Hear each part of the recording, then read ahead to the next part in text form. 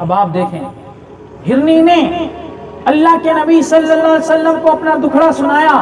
وہ جانتی تھی کہ جس کو میں دکھڑا سنا رہی ہوں، جس کے آگے میں فریاد کر رہی ہوں، وہ میری بات کو سنے گا بھی، میری مشکل کو حل بھی کرے گا.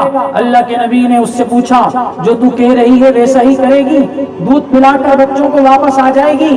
اللہ کے نبی صلی اللہ علیہ وسلم سے کہنے لگی یا رسول اللہ آپ یہی تشریف رکھیں، میں ابھی جاتی ہوں، اپنے بھوکے بچوں کو دودھ پلا کر آپ کی خدمت میں آ جاتی ہوں.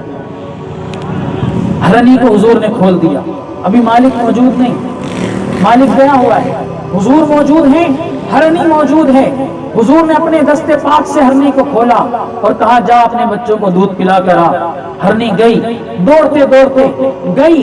جاتے وقت اللہ کے نبی صلی اللہ علیہ وسلم کی طرف شکریہ والی نگاہوں سے دیکھتی ہوئی گئی. حضور کی آزادی دینے پر اپنے بچوں کے پاس پہنچی، جا کر بچوں کو دودھ پلایا. ابھی جس نے اس ہرنی کو پکڑ کر باندھا تھا وہ واپس نہیں آیا تھا کہ اللہ کے نبی سے وعدہ کر کے جانے والی یہ ہرنی دوبارہ واپس آ گئی. یہ ہرنی دوبارہ واپس آ گئی. اللہ کے نبی صلی اللہ علیہ وسلم کی خدمت میں پہنچی. اللہ کے نبی علیہ السلام نے دوبارہ اس ہرنی کو وہاں پر باندھ دیا. اتنے میں وہ شخص جس کی یہ ہرنی تھی، جس نے اس کو شکار کر کے باندھ رکھا تھا، وہ بھی اللہ کے نبی کے پاس حاضر ہو گیا. مسلمان تھا، اللہ کے نبی کو دیکھ کر فوراً حضور کے قدموں میں حاضر ہو گیا. حضور کی بارگاہ میں سلام عرض کیا. سلام عرض کر کے کہنے لگا یا رسول اللہ آپ یہاں کس طرح تشریف لائے؟ اللہ کے نبی صلی اللہ علیہ وسلم نے کوئی اور بات نہیں فرمائی، فرمایا اس ہرنی کو تم آزاد کر دو. اللہ کے نبی نے اس ہرنی کا دکھڑا اس شخص کے سامنے بیان کیا. اللہ کے نبی نے فرمایا تم اس ہرنی کو چھوڑ دو، اس کو آزاد کر دو، اس کے 2 بچے ہیں جو دودھ پیتے ہیں.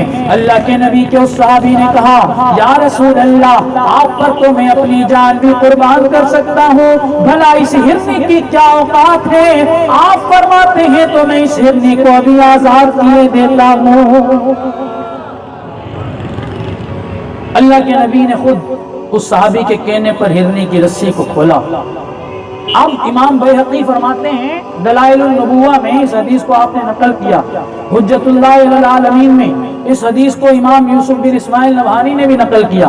آپ فرماتے ہیں اب جب ہرنی کو حضور نے کھولا، ہرنی کے چہرے پر مسکراہٹ ہے، آنکھوں میں شکریہ والے آنسو ہیں، اللہ کے نبی کی طرف دیکھ رہی ہے اور دوڑتے دوڑتے ہرنی کی زبان سے صحابی کہتے ہیں جو الفاظ نکلے وہ یہ تھے. حضرت امام بیہقی فرماتے ہیں ہرنی نے کہا اشہد ان لا الہ الا اللہ وانک رسول اللہ. ہرنی جاتے جاتے اللہ کے نبی کا کلمہ زبان سے پڑھتی ہوئی چلے. اعلیٰ حضرت فرماتے ہیں کہ یہ ہمارے نبی کی تعظیم دیکھو، جانور بھی کر رہے ہیں، پتھر بھی کر رہے ہیں، شجر بھی کر رہے ہیں، حجر بھی کر رہے ہیں. اعلیٰ حضرت نے اس پر ایک بہت خوبصورت شعر لکھا. آپ فرماتے ہیں اپنے مولا کی ہے بس شان عظیم، ارے جانور بھی کریں کی تعظیم. اپنے مولا کی ہے بس شان عظیم، جانور بھی کریں جن کی تعظیم، اور سنگ کرتے ہیں ادب سے تسلیم، اور پیر سجدے میں گرا کرتے